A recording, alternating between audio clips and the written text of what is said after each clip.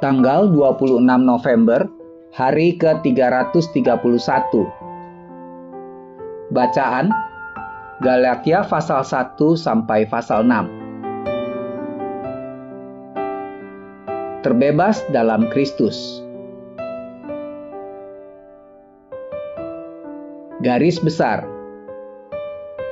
Setelah perjalanan misi Paulus yang pertama, para rasul dan penatua-penatua di Yerusalem, Kisah Para Rasul pasal 15, mencapai suatu keputusan penting yang menyatakan bahwa seseorang tidak harus menjadi orang Yahudi dahulu untuk menjadi orang Kristen. Namun, Rasul Paulus terus berjuang melawan mereka yang ingin menambahkan persyaratan hukum Yahudi pada pesan sederhana tentang keselamatan. Bukan dengan menjalankan hukum Musa, maka keselamatan akan datang. Sebaliknya, hukum memperbudak, tetapi iman kepada Yesus Kristus membebaskan. Namun, kebebasan bukanlah berarti izin untuk berbuat dosa, melainkan berarti kebebasan untuk melayani Tuhan. Galatia pasal 5 ayat 13. Renungan harian. Bayangkan sejenak bahwa Anda telah diundang untuk menyaksikan upacara pernikahan yang paling tidak biasa. Pengantin sudah siap dengan pakaian pengantin mereka. Tapi sebelum upacara dimulai, saat masing-masing tangan saling memegang dan membacakan janji pernikahan yang merinci aturan hubungan dan kehidupan baru mereka bersama, sang suami membaca kewajibannya. Anda harus membantu mencuci piring setiap malam. Anda harus memotong rumput setiap Sabtu. Anda tidak boleh mengotori karpet dengan sepatu boot berlumpur Anda. Dan sebaliknya, sang istri akan membaca dengan terkejut dan cemas. Anda harus memasak makanan. Anda harus menjaga kebersihan rumah. Anda harus merapikan tempat tidur. Apa yang menjadi masalahnya di sini? Mereka sedang mencoba untuk membuat peraturan tentang cinta yang akan mereka bersedia lakukan. Sekarang bawalah ilustrasi tersebut ke dunia rohani. Orang yang dikendalikan roh tidak perlu hukum untuk membuatnya hidup benar. Mengapa? Karena motivasi untuk melakukannya berasal dari hati yang berubah di dalam. Perhatikan dengan seksama jalan Anda bersama Tuhan. Apakah jalan Anda ini dicirikan oleh daftar panjang aturan atau hubungan yang berdasarkan kasih? Ingat, tanpa buah roh, Anda hanyalah sebuah kebisingan agama. 1 Korintus pasal 13 ayat 1. Pilih satu karakteristik yang ada dalam Galatia pasal 5 ayat 22-23 dan berdoalah agar roh menumbuhkan hal itu di dalam Anda hari ini.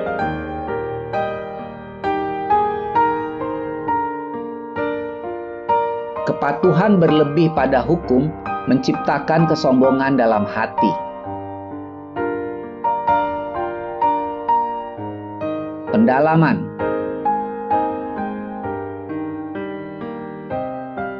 Berapa banyak buah?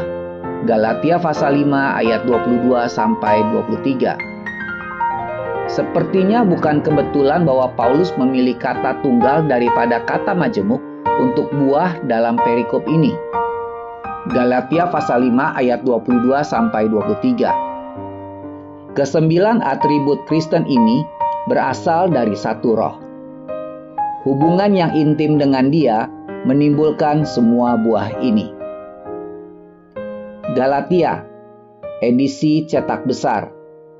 Galatia pasal 6 ayat 11. Ayat-ayat seperti Galatia pasal 6 ayat 11 dapat menunjukkan bahwa Yesus menderita penglihatan yang buruk. Mungkin duri dalam dagingnya. 2 Korintus pasal 12 ayat 7.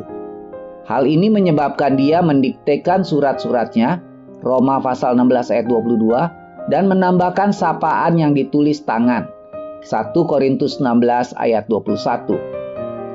Tetapi mendikte surat dan menambahkan ucapan sangat umum dalam korespondensi kuno saat itu.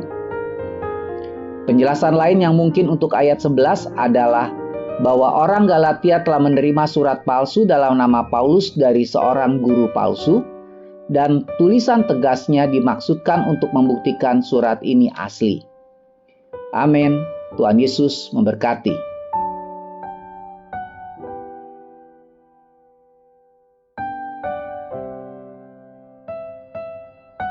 Galatia pasal 1. Salam. Dari Paulus seorang rasul, bukan karena manusia, juga bukan oleh seorang manusia, melainkan oleh Yesus Kristus dan Allah Bapa yang telah membangkitkan Dia dari antara orang mati, dan dari semua saudara yang ada bersama-sama dengan aku kepada jemaat-jemaat di Galatia. Kasih karunia menyertai kamu dan damai sejahtera dari Allah Bapa kita dan dari Tuhan Yesus Kristus yang telah menyerahkan dirinya karena dosa-dosa kita untuk melepaskan kita dari dunia jahat yang sekarang ini menurut kehendak Allah dan Bapa kita. Baginya lah kemuliaan selama-lamanya. Amin. Hanya satu Injil.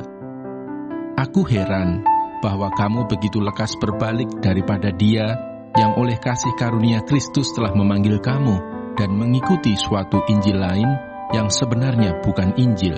Hanya ada orang yang mengacaukan kamu dan yang bermaksud untuk memutar balikkan Injil Kristus. Tetapi sekalipun kami atau seorang malaikat dari surga yang memberitakan kepada kamu suatu Injil yang berbeda dengan Injil yang telah kami beritakan kepadamu, terkutuklah dia.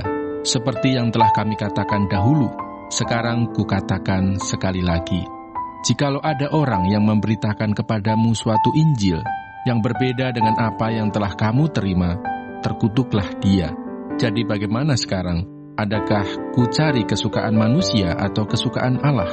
Adakah ku coba berkenan kepada manusia? Sekiranya aku masih mau mencoba berkenan kepada manusia, maka aku bukanlah hamba Kristus. Bagaimana Paulus menjadi rasul?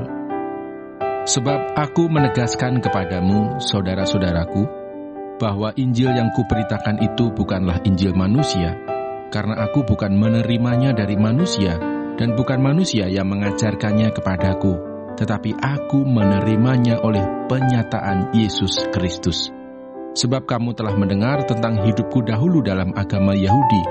Tanpa batas aku menganiaya jemaat Allah dan berusaha membinasakannya. Dan di dalam agama Yahudi, aku jauh lebih maju dari banyak teman yang sebaya dengan aku di antara bangsaku, sebagai orang yang sangat rajin memelihara adat istiadat nenek moyangku. Tetapi waktu Ia yang telah memilih aku sejak kandungan ibuku dan memanggil aku oleh kasih karunia-Nya, berkenan menyatakan anaknya di dalam aku, supaya aku memberitakan Dia di antara bangsa-bangsa bukan Yahudi, maka sesaat pun aku tidak minta pertimbangan kepada manusia. Juga aku tidak pergi ke Yerusalem mendapatkan mereka yang telah menjadi rasul sebelum aku, tetapi aku berangkat ke tanah Arab, dan dari situ kembali lagi ke Damsyik. Lalu 3 tahun kemudian, aku pergi ke Yerusalem untuk mengunjungi Kefas, dan aku menumpang 15 hari di rumahnya. Tetapi aku tidak melihat seorang pun dari rasul-rasul yang lain, kecuali Yakobus, saudara Tuhan Yesus. Di hadapan Allah kutegaskan, apa yang kutuliskan kepadamu ini benar, aku tidak berdusta. Kemudian aku pergi ke daerah-daerah Syria dan Kilikia, tetapi rupaku tetap tidak dikenal oleh jemaat-jemaat Kristus di Yudea. Mereka hanya mendengar bahwa Ia yang dahulu menganiaya mereka, sekarang memberitakan iman yang pernah hendak dibinasakannya. Dan mereka memuliakan Allah karena aku. Galatia pasal 2. Paulus diakui oleh para rasul. Kemudian setelah lewat 14 tahun, aku pergi pula ke Yerusalem dengan Barnabas, dan Titus pun kubawa juga. Aku pergi berdasarkan suatu penyataan, dan kepada mereka kubentangkan Injil yang kuberitakan di antara bangsa-bangsa bukan Yahudi, dalam percakapan tersendiri kepada mereka yang terpandang, supaya jangan dengan percuma aku berusaha atau telah berusaha. Tetapi kendati pun Titus yang bersama-sama dengan aku adalah seorang Yunani, namun ia tidak dipaksa untuk menyunatkan dirinya.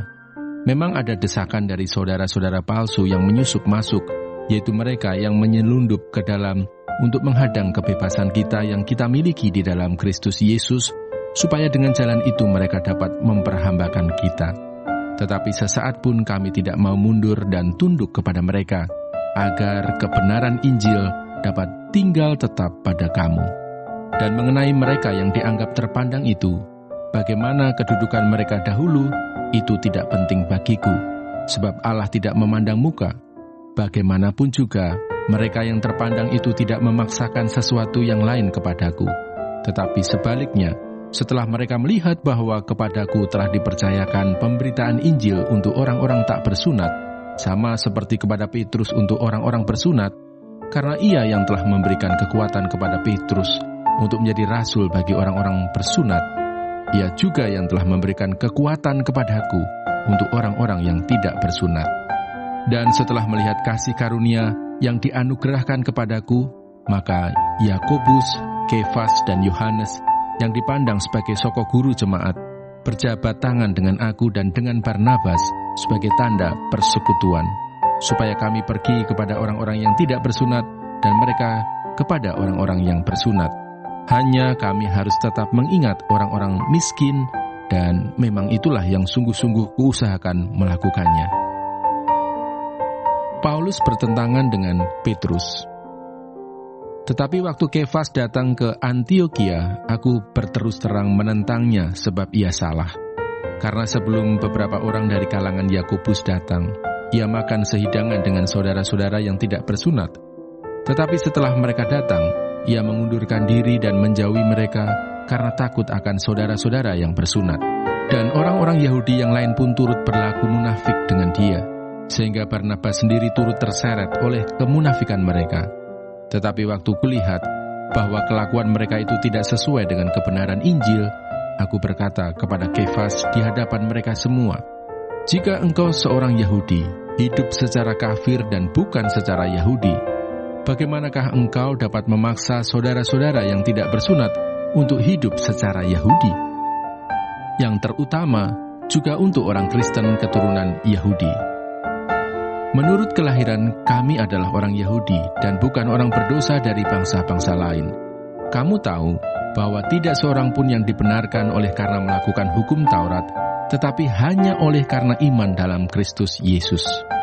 Sebab itu, kami pun telah percaya kepada Kristus Yesus, supaya kami dibenarkan oleh karena iman dalam Kristus dan bukan oleh karena melakukan hukum Taurat. Sebab tidak ada seorang pun yang dibenarkan oleh karena melakukan hukum Taurat. Tetapi jika kami sendiri, sementara kami berusaha untuk dibenarkan dalam Kristus, ternyata adalah orang-orang berdosa, apakah hal itu berarti bahwa Kristus adalah pelayan dosa? Sekali-kali tidak.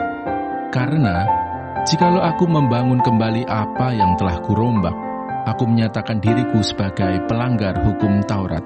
Sebab aku telah mati oleh hukum Taurat untuk hukum Taurat, supaya aku hidup untuk Allah.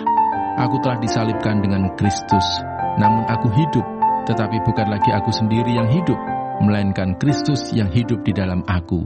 Dan hidupku yang kuhidupi sekarang di dalam daging adalah hidup oleh iman dalam Anak Allah yang telah mengasihi aku dan menyerahkan dirinya untuk aku. Aku tidak menolak kasih karunia Allah, sebab sekiranya ada kebenaran oleh hukum Taurat, maka sia-sialah kematian Kristus. Galatia pasal 3. Dibenarkan oleh karena iman.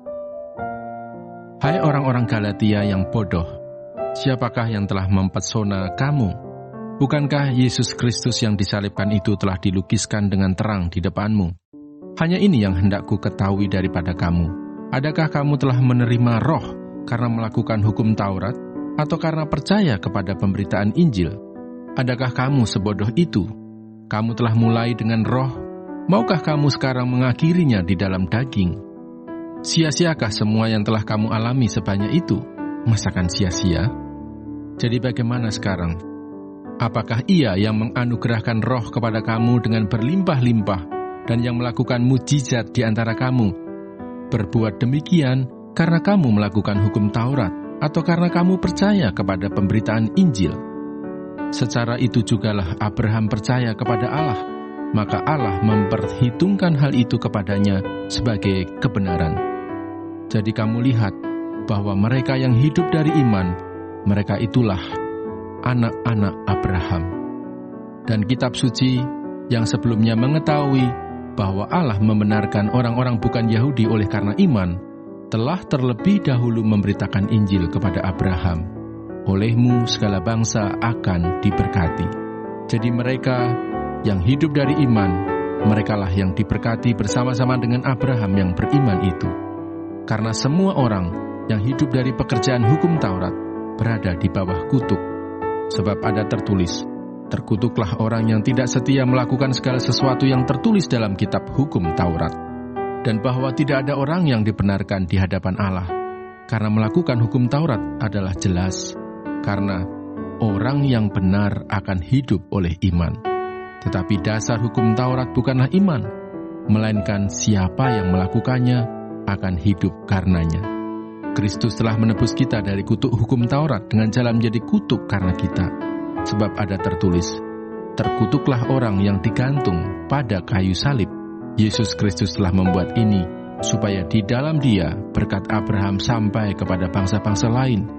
Sehingga oleh iman, kita menerima roh yang telah dijanjikan itu. Hukum Taurat atau janji. Saudara-saudara, baiklah kupergunakan suatu contoh dari hidup sehari-hari. Suatu wasiat yang telah disahkan, sekalipun ia dari manusia, tidak dapat dibatalkan atau ditambahi oleh seorang pun. Adapun kepada Abraham diucapkan segala janji itu dan kepada keturunannya. Tidak dikatakan kepada keturunan-keturunannya, seolah-olah dimaksud banyak orang, tetapi hanya satu orang, dan kepada keturunanmu, yaitu Kristus. Maksudku ialah, janji yang sebelumnya telah disahkan Allah, tidak dapat dibatalkan oleh hukum Taurat, yang baru terbit 430 tahun kemudian, sehingga janji itu hilang kekuatannya. Sebab, jikalau apa yang ditentukan Allah berasal dari hukum Taurat, ia tidak berasal dari janji, tetapi justru oleh janjilah Allah telah menganugerahkan kasih karunia-Nya kepada Abraham. Kalau demikian, apakah maksudnya hukum Taurat? Ia ditambahkan oleh karena pelanggaran-pelanggaran, sampai datang keturunan yang dimaksud oleh janji itu, dan ia disampaikan dengan perantaraan malaikat-malaikat ke dalam tangan seorang pengantara. Seorang pengantara bukan hanya mewakili satu orang saja, sedangkan Allah adalah satu. Kalau demikian, bertentangankah hukum Taurat dengan janji-janji Allah? Sekali-kali tidak. Sebab andai kata hukum Taurat diberikan sebagai sesuatu yang dapat menghidupkan, maka memang kebenaran berasal dari hukum Taurat.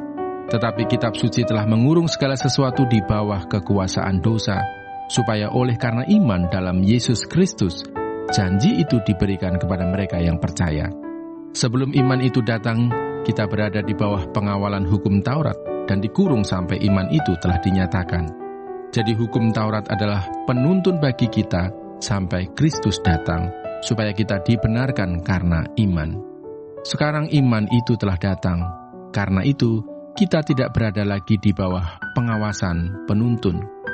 Sebab kamu semua adalah anak-anak Allah karena iman di dalam Yesus Kristus.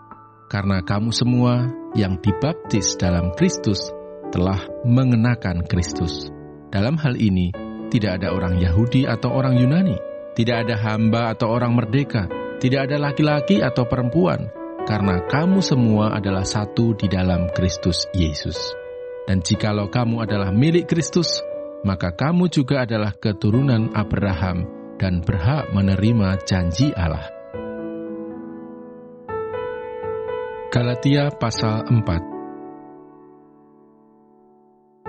Tak ada lagi perhambaan. Yang dimaksud ialah, selama seorang ahli waris belum akil balik, sedikit pun ia tidak berbeda dengan seorang hamba.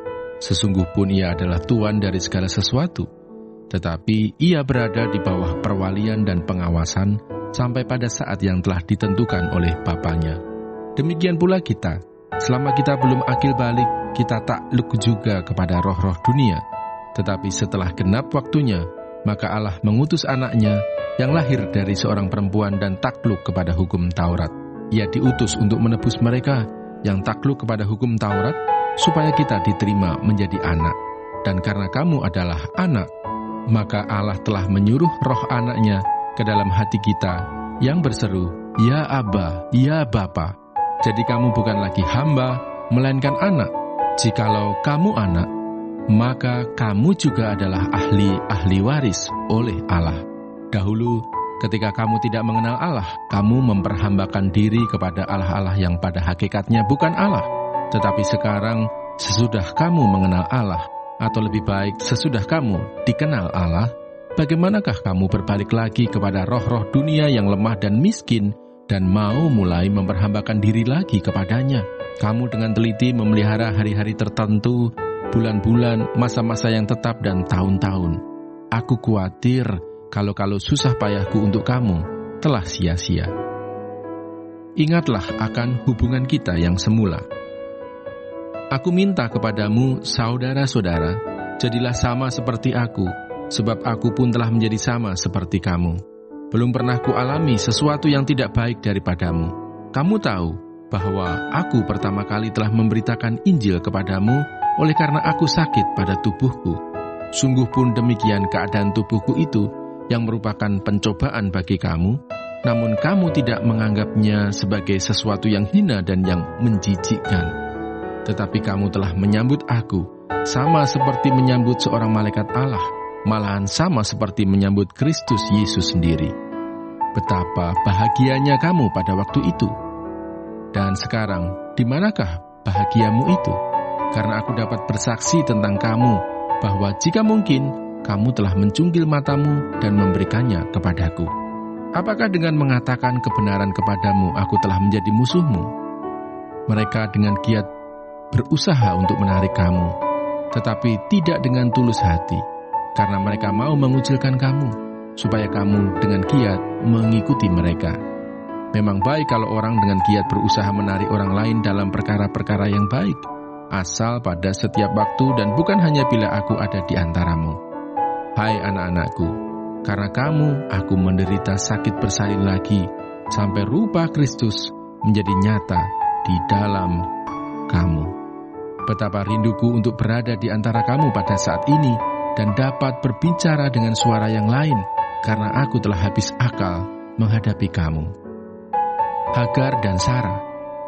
Katakanlah kepadaku, hai kamu yang mau hidup di bawah hukum Taurat, tidakkah kamu mendengarkan hukum Taurat? Bukankah ada tertulis bahwa Abraham mempunyai 2 anak, seorang dari perempuan yang menjadi hambanya dan seorang dari perempuan yang merdeka? Tetapi anak dari perempuan yang menjadi hambanya itu diperanakkan menurut daging, dan anak dari perempuan yang merdeka itu oleh karena janji. Ini adalah suatu kiasan, sebab kedua perempuan itu adalah 2 ketentuan Allah. Yang satu berasal dari Gunung Sinai dan melahirkan anak-anak perhambaan, itulah Hagar. Hagar ialah Gunung Sinai di tanah Arab, dan ia sama dengan Yerusalem yang sekarang, karena ia hidup dalam perhambaan dengan anak-anaknya.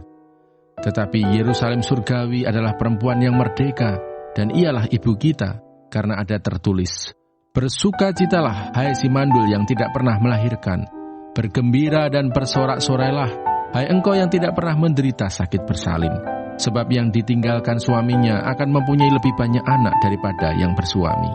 Dan kamu, saudara-saudara, kamu seperti Ishak, adalah anak-anak janji, tetapi seperti dahulu, dia yang diperanakkan menurut daging, menganiaya yang diperanakkan menurut roh. Demikian juga sekarang ini. Tetapi apa kata nas kitab suci? Usirlah hamba perempuan itu beserta anaknya, sebab anak hamba perempuan itu tidak akan menjadi ahli waris bersama-sama dengan anak perempuan merdeka itu. Karena itu, saudara-saudara, kita bukanlah anak-anak hamba perempuan, melainkan anak-anak perempuan merdeka.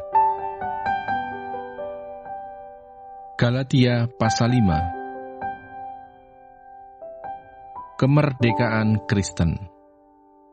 supaya kita sungguh-sungguh merdeka. Kristus telah memerdekakan kita. Karena itu berdirilah teguh dan jangan mau lagi dikenakan kuk perhambaan. Sesungguhnya aku, Paulus, berkata kepadamu, jikalau kamu menyunatkan dirimu, Kristus sama sekali tidak akan berguna bagimu. Sekali lagi aku katakan kepada setiap orang yang menyunatkan dirinya, bahwa ia wajib melakukan seluruh hukum Taurat. Kamu lepas dari Kristus, jikalau kamu mengharapkan kebenaran oleh hukum Taurat, kamu hidup di luar kasih karunia. Sebab oleh roh dan karena iman, kita menantikan kebenaran yang kita harapkan. Sebab bagi orang-orang yang ada di dalam Kristus Yesus, hal bersunat atau tidak bersunat tidak mempunyai sesuatu arti, hanya iman yang bekerja oleh kasih. Dahulu kamu berlomba dengan baik. Siapakah yang menghalang-halangi kamu, sehingga kamu tidak menuruti kebenaran lagi? Ajakan untuk tidak menurutinya lagi bukan datang dari Dia yang memanggil kamu. Sedikit lagi sudah mengkamirkan seluruh adonan. Dalam Tuhan aku yakin tentang kamu, bahwa kamu tidak mempunyai pendirian lain daripada pendirian ini. Tetapi barang siapa yang mengacaukan kamu, ia akan menanggung hukumannya, siapapun juga dia.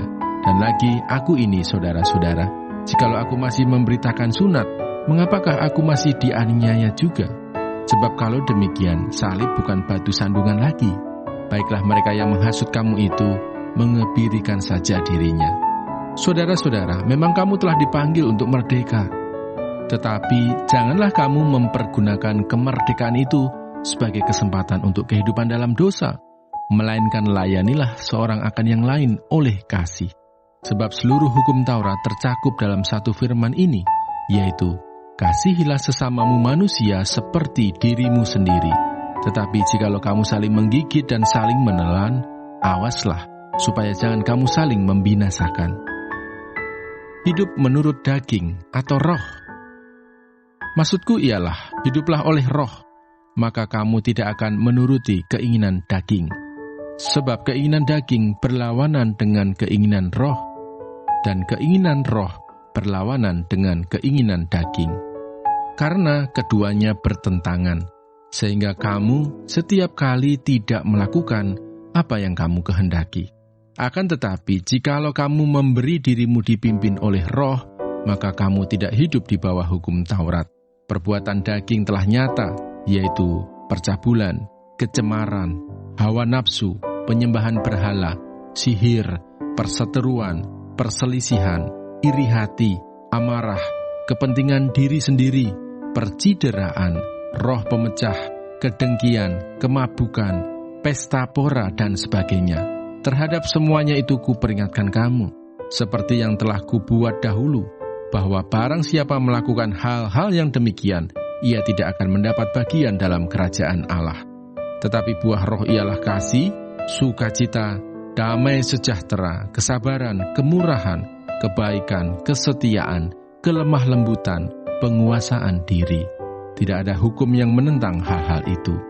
Barang siapa menjadi milik Kristus Yesus, ia telah menyalibkan daging dengan segala hawa nafsu dan keinginannya.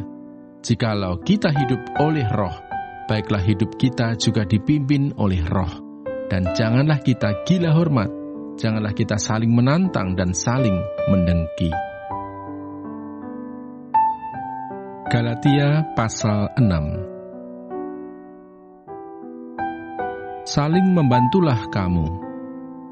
Saudara-saudara, kalaupun seorang kedapatan melakukan suatu pelanggaran, maka kamu yang rohani harus memimpin orang itu ke jalan yang benar dalam roh lemah lembut, sambil menjaga dirimu sendiri, supaya kamu juga jangan kena pencobaan. Bertolong-tolonganlah menanggung bebanmu. Demikianlah kamu memenuhi hukum Kristus. Sebab kalau seorang menyangka bahwa ia berarti, padahal ia sama sekali tidak berarti, ia menipu dirinya sendiri. Baiklah tiap-tiap orang menguji pekerjaannya sendiri, maka ia boleh bermegah melihat keadaannya sendiri dan bukan melihat keadaan orang lain. Sebab tiap-tiap orang akan memikul tanggungannya sendiri. Dan baiklah dia yang menerima pengajaran dalam firman, membagi segala sesuatu yang ada padanya dengan orang yang memberikan pengajaran itu. Jangan sesat, Allah tidak membiarkan dirinya dipermainkan, karena apa yang ditabur orang, itu juga yang akan dituainya. Sebab barang siapa menabur dalam dagingnya, ia akan menuai kebinasaan dari dagingnya. Tetapi barang siapa menabur dalam roh, ia akan menuai hidup yang kekal dari roh itu. Janganlah kita jemu-jemu berbuat baik, karena apabila sudah datang waktunya, kita akan menuai, jika kita tidak menjadi lemah. Karena itu selama masih ada kesempatan bagi kita, marilah kita berbuat baik kepada semua orang, tetapi terutama kepada kawan-kawan kita seiman. Peringatan dan salam. Lihatlah bagaimana besarnya huruf-huruf yang kutulis kepadamu dengan tanganku sendiri. Mereka yang secara lahiriah suka menonjolkan diri, merekalah yang berusaha memaksa kamu untuk bersunat, hanya dengan maksud supaya mereka tidak dianiaya karena salib Kristus. Sebab mereka yang menyunatkan dirinya pun tidak memelihara hukum Taurat, tetapi mereka menghendaki supaya kamu menyunatkan diri, agar mereka dapat bermegah atas keadaanmu yang lahiriah. Tetapi aku sekali-kali tidak mau bermegah, selain dalam salib Tuhan kita, Yesus Kristus. Sebab olehnya dunia telah disalibkan bagiku, dan aku bagi dunia. Sebab bersunat atau tidak bersunat tidak ada artinya, tetapi menjadi ciptaan baru, itulah yang ada artinya. Dan semua orang yang memberi dirinya dipimpin oleh patokan ini, turunlah kiranya damai sejahtera dan rahmat atas mereka dan atas Israel milik Allah. Selanjutnya, janganlah ada orang yang menyusahkan aku, karena pada tubuhku ada tanda-tanda milik Yesus. Kasih karunia Tuhan kita, Yesus Kristus, menyertai roh kamu, saudara-saudara. Amin.